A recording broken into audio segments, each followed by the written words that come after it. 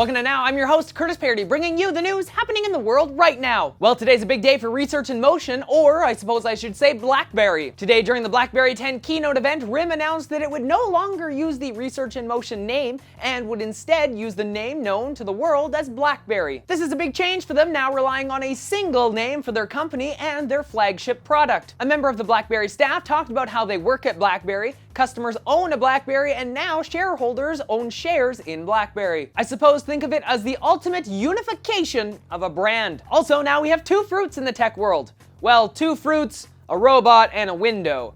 Such an interesting tech world we live in. After the announcement of their new company name, Blackberry dove right into announcing their new line of devices. The first up was the Z10, a full touchscreen Blackberry phone running Blackberry OS 10 and features a 4.2-inch screen. Now, I'm not gonna lie, when I look at this phone, I kind of really want it. It looks really nice, but I would only get it if it didn't run the operating system that was on it. Something different would be great. So yes, the Z10 looks nice. It comes with 16 gigs of internal storage that can be upgraded if you wish with a micro SD card. It also features an 8-megapixel camera on the back and a 2-megapixel camera on the front for video calling. This is one of the big new features they've added in Blackberry OS 10. People who enjoy BBM can now use it to video call people. And an interesting addition to this is the fact that while you're on a call with someone, you can actually share your phone's screen with them. This allows you to show them information that's a lot faster than going and finding it and then sending it in an email to them. The Z10 will be available for $199.99 in mid-March, and it will be, of course, on contract if you're interested in picking one of those up for yourself. The company wasn't done with that, though. They also announced the Q10, their QWERTY smartphone, which features a 3.1-inch touchscreen and a very nice-looking full keyboard. Though I'm personally not into keyboards on my phone anymore, for people that do enjoy it, this is probably the best-looking keyboard phone on the market. I'm not aware of the launch date for this device, though I suspect it will be released either on the same day or a little bit later than the Z10 this year. So from one bit of phone news to another. With great fanfare, the flagship Nexus device for Android is officially back in stock. Yes, if you've been waiting for the Nexus 4 to come back in stock, well, you're in luck. You can find the device on the Google Play Store right now in its 8 and 16 gig varieties. The shipping times are labeled as 1 to 2 weeks as of the time of recording this, so if you're interested in picking up an unlocked stock Android device for yourself that retails for a price that is far below other unlocked phones, you should definitely check this one out. And personally, a little side note here, I may or may not have picked one up for myself. You never know until you try.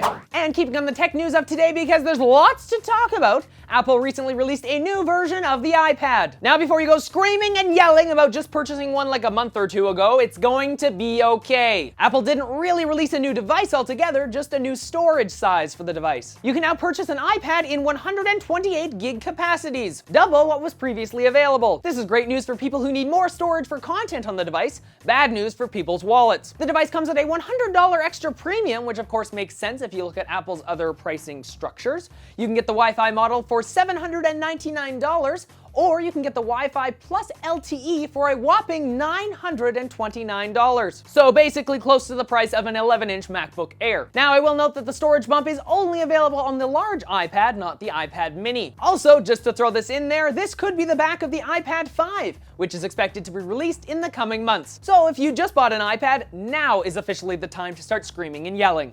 On to the last thing I wanted to talk about today, which is less about the tech world and more about the place right here. YouTube. YouTube has recently announced that it will, beginning this year, be testing out a new paid subscription model for certain channels on this site. According to the report, YouTube will be working with new content creators to create brand new channels which will require a monthly fee to watch the videos. So the key thing to note about that is that the content you currently watch will continue to stay free. So no worries, you won't have to pay to watch now anytime soon. It will reportedly cost $1 to $5 a month to watch the videos on these channels, which really isn't bad when you think about it. $12 a year to watch your favorite shows is pretty cheap. Mind you, not as cheap as free, though this new system will generate more profits for the creators, which is a good thing. The channel should begin appearing on the site within the next couple of months, and YouTube says that they plan on starting out small with around 12 channels that you will have to pay to watch. So talking about paying to watch right here on YouTube, I really want to know, would you pay $1 a month to watch your favorite channels right here on YouTube? Personally, if I could charge like $2 a year for people to watch my videos, that would be crazy awesome. I'd be able to hire other people on and create even more awesome videos. So it's like all around just an awesome thing. But that's just my opinion. So tell me what you think in the comment section below, or of course you can let me know on my Facebook page, on Twitter, or through Google+. Links to all that and the other topics I talked about in today's episode in the description below, along with the always amazing subscribe button. So until next time, I'm Curtis Parody, and that's what's happening now. Hey everyone, hopefully you enjoyed this video. You can of course check out more videos that I create by clicking on them below. Check out now for the latest news happening in the world right now, Paradise Gaming for some fun gameplay videos, or of course my vlog channel to see what I'm like outside of my studio, if you want to know about that. Also, if you're interested in supporting the show and getting some new clothes like this shirt for yourself, you can check out the store at thecurtisparodystore.ca. See you guys next time.